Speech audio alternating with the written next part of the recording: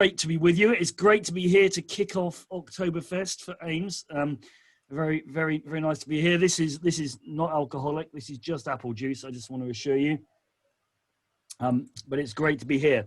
Right, very good.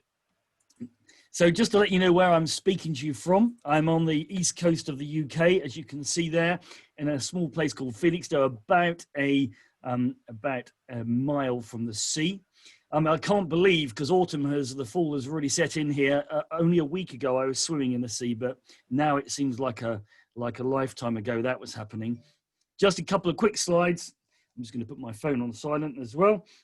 Just a couple of quick slides to give you a kind of brief overview of Nevion for a few seconds. First of all, we're unbelievably passionate about standards. It's what makes our DNA. We invest a lot in helping to develop and support standards, and that's what I spend a fair bit of my, quote, spare time doing. And we have two main product solution areas, Video UiPath and Virtuoso. I'd love to tell you more about that. And lastly, but not leastly, just to tell you, about a year ago, we entered into a strategic partnership with Sony. So we're doing some good stuff with them and working alongside them in giving the best of breed in solutions for this space. And finally, I've done quite a few webinars, especially during this lockdown season, the last 6 months. So they're all available on our YouTube channel. And alternatively, you can get to them via our website. So that's the information plug over. Back to the topic that we're going to be talking about, which is Virtualizing 2110. So first of all, a bit of context. Many of you will know, and many of you will have been involved in either doing or having IP deployments for IP facilities. It's something that was pretty fresh about 5 years ago, and now it's become business as usual. And one of the amazing things that I've been reflecting on in a couple of presentations recently is the sheer scale of stuff. We're now looking at facilities that have got upwards of 100,000 media flow connections within them. So the sheer scale is going up, and that's obviously meaning we're having to, make sure that we can dimension and support that. So the true value of IP, as I think we've all been realizing in recent times, is not to do with just replacing SDI cables with 10 gig IP fibers. That doesn't give us any benefit, and at best it's cost neutral. But once we get into doing distributed production, where we can actually share the resources of real estate, the studio floors, the galleries, the other real estate, we can share the processing capabilities that we have, and we can share, most importantly, the people, then suddenly we actually get a significant benefit from the flexibility that IP gives us, as well as, of course, it being agnostic to spatial and temporal resolutions and formats, etc. And of course, just introduced the cloud here. More and more, we're actually looking at some elements of that production chain being cloud-based as we move forward. So this little diagram, I think, is a very good wrap-up of the kind of stuff that's become business as usual for the professional media industry in the last few years. What I want to think a bit about today is the journey that we are on in terms of the way we implement that processing chain. So looking back only a few years, everything that was done was bespoke boxes that did specific functions that we connected together. And we're now on this roadmap where a lot of the capability is being provided on platforms that are actually dynamically configurable to provide different media functions. And we're moving more and more towards implementing a lot of this stuff on more generic IT infrastructure, either on premises or on cloud. And I'm going to come to that in a little bit. But before then, let's do a 2-minute history lesson just to remind ourselves where we've come from and what that means for us in the industry, and what we may need to change as we look forward from where we're at now. So this is Betty Bolton. I think, as far as I know, she was the first person to be televised. She was actually scanned, as you can see from the picture, vertically rather than horizontally. And she was actually in a dark room. So the scan, it was a single a single bit photo cell, and she was actually scanned with a flying dot scanner. So the light was scanning her rather than scanning the image. That's the very first raster scan image that we ever saw. And that's become our legacy. So for the last 87 years, I think, since Betty Bolton featured there, we've actually been effectively, whether we've been using CRT technology or not, we've actually been locked into a linear raster scan mindset in the way we have done video. And many of you will remember beautiful pictures like this on an oscilloscope where we actually analyze like that one line of videos you can see there as part of that raster scan image that's being developed. And then we came to the 1980s. Oh, I must go back to that picture just to show you what I looked like when I had hair. Anyway, that was on my wedding day in 1987, just for your information. So we actually then had digital video in the 1980s, late 1980s, and we could actually put together all of our elements there of our audio, all of the other ancillary data alongside the video. Going the wrong way there. And then since then, we've been evolving that serial digital interface right up to the 12 gig SDI that can support UHD now. I keep jumping slides here. We then took the bold step about 5 years ago, saying actually what we really want is each of these individual components available as separate flows. So we want the video flow separate, the audio flow separate, those different data flows separately, so they can be routed separately in our production chain, and then we bring them together when everything is ready. Many of you will remember back about 5 years ago, I had my train set out, and one or two people actually requested I specifically brought it back. So for my Oktoberfest with my braces, thought I'd bring back the train. This was just basically now to show you what's now become business as usual for us. We were talking about this evolution 5 years ago to get to the point of 2110. And at that point, I think the kind of mindset we were having was that was the destination. The 2110 carriage was where we needed to be. And that's where we were going to sit as our kind of forever place for the way we did IP production. But I'm just going to maybe shake our thinking up on that a little bit as we move forward. So we have spent, and many of the people I know that are at the Oktoberfest with me at the moment have lovingly crafted and shaped so many of the elements of what has become this amazing toolkit that we've had for ST2110 and the associated AMWA tool suite of the NMOS specifications that allow us to do that. So this is a non-exhaustive list of, I think, 18 different recommendations and standards that is actually formulating what is the 2110 data plane and the NMOS control plane ecosystem that is actually doing the IP production. And some of these are not quite yet available, but most of these, in fact, some of these have finished their first review now, and we've actually even updated some of these standards in the last few months. But this is the toolkit that we've been working with within ST2110. What I want to remind us is that one great thing that we've been starting to do is to leverage best practice and capability and equipment from the bigger IT industry. So we've been taking the architecture of leaf spine networks. We've been taking classic IP routers, although I have to say we've challenged them on their multicast behavior in a way that nothing has challenged IP routers on multicast behavior before. And we've also taken industry best practice on timing and actually used that to our advantage. So we have really started to leverage the best of the wider and much more massive IT industry as we've moved forwards with what we've done with our IP media production. And then we have come to know and love over the last certainly 20 years from my perspective, RTP, UDP, as the way we actually transport real-time media over IP. And actually, it's worked amazingly well. So I've been personally involved in doing this for wide area networking for the last 20 years.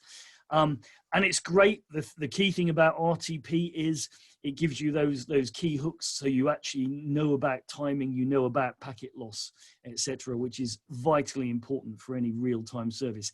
And those bits of information also allow you to correct or retransmit information that you've lost. Talking of timing, many of you will know I've got a bee in my bonnet on some elements of timing, and one of the key things that the 2110 suite did with each of these media essences was actually say, let's actually time each video frame and each audio sample and each other piece of associated media metadata with the real time. So actually further down the processing chain, we can actually align and put those elements, those individual essences together. And again, this is a picture I've actually used many times, but if we actually can maintain that origination time through a production workflow, then whenever we want to reconcile these individual media essences that we've been using, we can actually do that to create and bring everything automatically back into time alignment. And although that's been a dream, and that's something we've been redressing in some of the revisions of 2110, it actually becomes this associating absolute time with each element of video and audio becomes even more important as we move to a compute-based infrastructure where time is not necessarily as linear as it is in our pristine pieces of raster inherited processing equipment. So you're very aware that as we've actually moved to IP, when we moved to 2022-6 and we've subsequently moved to 2110, what we've been doing is effectively taking that raster legacy, that linear data flow, those from the SDI scan, and wrapping it into video. Although we did actually make a very much a defined break in 2110 that said we're not going to carry the raster itself and all of that blanking space. We are actually just in 2110 carrying the video information itself. But having said that, we've actually adopted narrow timing, which or gapped timing, should I say, which actually is basically to allow for the legacy of the raster, even in the way we do 2110 video. Many of you will have seen this video. Again, this is a re-request from a long time ago. I was showing this about 4 years ago, talking about 2110-21 and how we need to pace the arrival of packets nice and spread out. Air traffic control do that. With airplanes arriving at Heathrow Airport, if they don't space them out nicely, bad things happen. And in a world of RTP, UDP, we have to do that because we can't afford to lose the packets, and it's effectively a best efforts technology. There's no handshaking in that technology, so we need to traffic engineer everything to make sure those packets get through, and that has served us very well. So every video frame that we propagate, we are actually doing that in a deterministic time, and I say that's a 90-year legacy that we're still living with in the way we handle that. But things are changing, both the way we are going to be actually doing our workflow and also the way people are consuming videos. So on the left-hand side there, we have the traditional delivery of digital terrestrial, digital satellite, digital cable to our lean back TV in our lounges. And on the right-hand side, we've got 5G or DSL technology, internet delivered, over-the-top delivered content, typically to mobile devices, as well as to our lean-back televisions. And a lot of people are actually consuming content, not even in linear real time. It's very much more of a download technology. Some of you will have seen this slide that I've been presenting for the last, I don't know, probably 18 months or something. But my mindset of where we're heading in terms of the way we do IP media production is that we are obviously going to be acquiring the video frames, the audio samples in real time as they are created at the point of acquisition. The consumer, at the point they're actually consuming it from their device, be that a TV, an iPad, or a mobile device, are going to be consuming it in real time. The people involved in running the production, the guys in the gallery, and in the sound booth, etc. All of those people involved in that are going to be needing to see and hear those elements in real time. But the actual processing and compute functions that do that, as long as they're as fast as real time, don't need to actually be real time. And compute doesn't necessarily work at its most efficient if you're trying to constrain it to 2110-21 in the way it does things. So we're looking at this like future of a virtualized workflow where we've got various media processing functions and, very importantly, a control plane that's orchestrating that, both the individual functions and the connectivity and the timing of everything that's happening there. So a few questions that pop up then. One of the big discussions, and I'm not going to give you an answer, I'm just going to talk about a couple of attributes, is whether it's on-prem or off-prem. So is it on-prem hosted compute that we're going to be using in the future, or cloud-based? There are some reasons why people may go on-prem. Some people actually do the maths on 24/7 cloud operation, and it doesn't stack up. Cloud is, I think, seen by everyone as very good for, should we say, the non-24/7 stuff, but not necessarily, and it very much depends on the charging model that's being used, etc. And I know many people that are starting to use the cloud for 24/7. So that may be one argument. Another argument is bandwidth. If you actually want to run completely uncompressed UHD, you're probably going to be doing that locally in an on-prem capability, because completely uncompressed to the cloud and back again is cost prohibitive and can't easily be done yet. So those are just a couple of arguments. There are many more, but I think a combination, a hybrid of both on-prem and off-prem compute is probably where we're heading to actually complement everything. So I talked about RTP being just the best way that we've actually managed to do stuff over the last few years, or 20 years, I say, but certainly the last 5 years for the IP facility. But where are we heading with that? Now, there was a great document that was authored largely by Thomas Edwards from Disney that was published by AMWA earlier in the summer, which was a live cloud requirements document. If you want to, the URL's at the bottom. I can send it to you if you haven't seen it, or you can just Google it. If you Google AMWA live cloud requirements, you will get it there. It was trying to actually determine what the important elements are needed in compute. And although it was public cloud, it's talking about quite a lot of these actually apply for private compute as well. So looking into, as we move into the next phase of virtualized processing, what does that mean? So traditionally, or not traditionally, typically, the way we're doing virtualized compute at the moment, in terms of the different processes that need to happen, is we're still always coming back to a 2110 essence-based architecture. So we may have a virtualized computer-based, software-based processing function to do one element, but we will actually receive into that compute function as 2110, and we'll push out as 2110. So we'll be nice and compliant to the tight timing requirements, which we so beautifully crafted a few years ago as part of that. And then we'll go through a switch fabric as a nice traffic engineered UDP RTP flow. So we're not going to have any packet collision. We're not going to lose packets, go back into our next virtualized processing function and so on.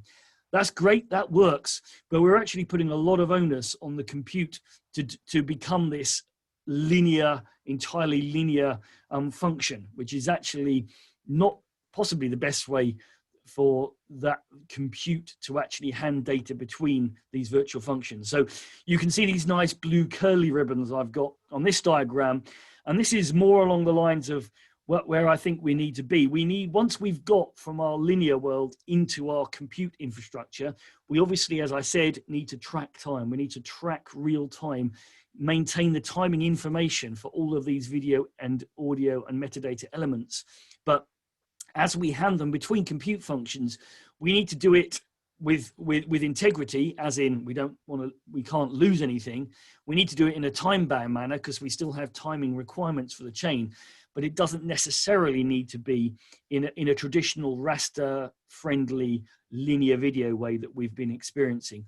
Obviously, several elements of the chain are going to have physical functions. So The reality is, for the next few years, most of our chain is going to be a hybrid of physical processing functions and virtual processing functions. So we're going to need to come in and out of our linear world back into our compute-friendly world. So are we looking to do something completely different then, as we actually look at how we actually do go from our 2110 world into this compute infrastructure? What we need to do in the compute infrastructure is to actually be able to deterministically transfer the data. So the key reason that UDP is a challenge in compute is because it's fire and forget, and typically the way compute works, it's quite bursty. Many of us have spent a long time traffic engineering the egress flows from compute to make them compatible with 2110, and there's been some fantastic jobs there. And if you look back over the last 3 or 4 years, people have done a wealth of innovation to actually get that working. But within the compute world, if we want it to be as efficient as possible, we don't necessarily want to do that. We need to do what we've got on this screen here. So we need to move from a world where we've got effectively an RTP UDP transport mechanism with all the bells and whistles that we're actually using to ensure integrity. We're doing spatially diverse RTP delivery using 2022-7. We're using sometimes FEC, we're sometimes using ARQ techniques. All of those are being used in different places and different situations to make sure we're deterministic. If we look down to that bottom row, these are deterministic transfer functions. Obviously, TCP has been around a long time. That's what makes the internet work. Then there's InfiniBand and Amazon's invention of SRD, which we'll come to again in a minute. So different ways of doing deterministic transfer. Well, some of you have seen that AWS did an announcement on the 15th of September, I think it was, so a couple of weeks ago now, about what they're calling CDI, which is based on SRD technology. And this is, largely speaking, fulfilling some of the requirements that I've just been talking about. So potentially we have a bit of a toolkit. They actually have open sourced it, so it's not just a constraint to an AWS environment. It's available on GitHub. You can check it up. If you Google AWS CDI, you'll be able to go and look at it and see how that toolkit enables. But that gives us time-bound integrity guaranteed transfer of data between instances, which is what we need moving forwards. Just a quick plug. I'm going to have a session next week, next Wednesday, with one of our friends in AWS, just unpacking that. So if you want more information about that, then do give us an email. Love to sort you out. Unashamed plug for some of the work that's going on in this space at the moment. There's 3 workflows that have been happening within the Video Services Forum. One is the 2110 over WAN, looking at how we actually handle both the data plane and the control plane, which is the more complex bit, and handle data between facilities, which also can include how we handle it in terms of sending it towards cloud infrastructure. RIST has all been about how we actually handle data over public internet largely. So we actually have the ability to, the toolkit enabled to protect that, mainly ARQ type techniques and encryption techniques. And then ground to cloud, cloud to ground, which is something which we've been launching in relatively recent times. And is trying to address 2 key things. One, how do we get from the ground to the cloud in a standard and interoperable manner? And secondly, what I've been talking about for the last few minutes, how do we handle stuff within the cloud environment? And what do we do about that? And I've stolen one of my friend John's slides that he's been putting together as part of what we've been doing here, just to illustrate the point. I'm not going to dwell on this or unpack it, but this is the kind of thing we've been working on, is about determining how we get from the ground, the stack of what we're doing to get into the cloud, and then how we hand this data on between different applications in the cloud. And there's a lot to unpack there. If you're interested, you're very welcome to join VSF and come and join the working group. Lots of people are asking questions on time.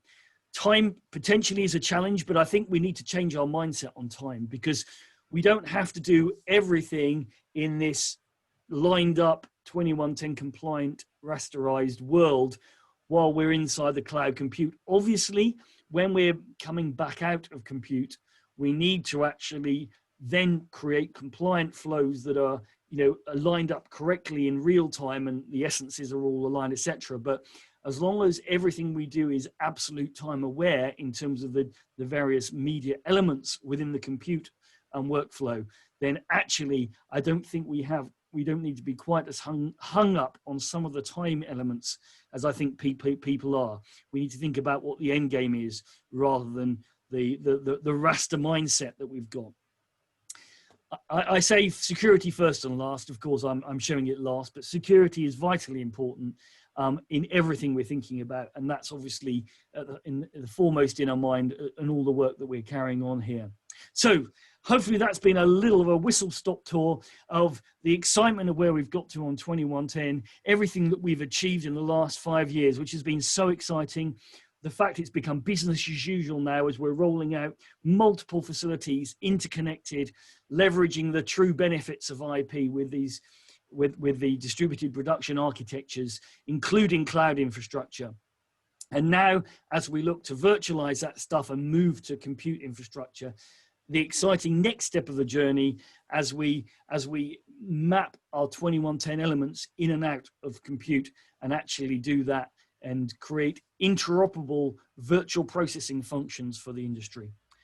And it wouldn't be me doing a presentation, even though I've got my nice glass of something here, without saying thank you very much. And if we ever manage to meet again face to face, and I do hope we will, then I would love to make you a nice cup of tea. And my contact details are there if you want to get onto me, or you can find me on LinkedIn or Google or wherever. Hopefully that's been of use. Hopefully it's been a fun way to kick off these amazing AIMS Oktoberfest celebrations. It's been great to be with you this afternoon or this morning, depending on where you're at. Hope you have a real great rest of the day. Do stick around because there's some amazing speakers coming up. Thank you for your time. Thank you, Andrew. Thanks, Andrew.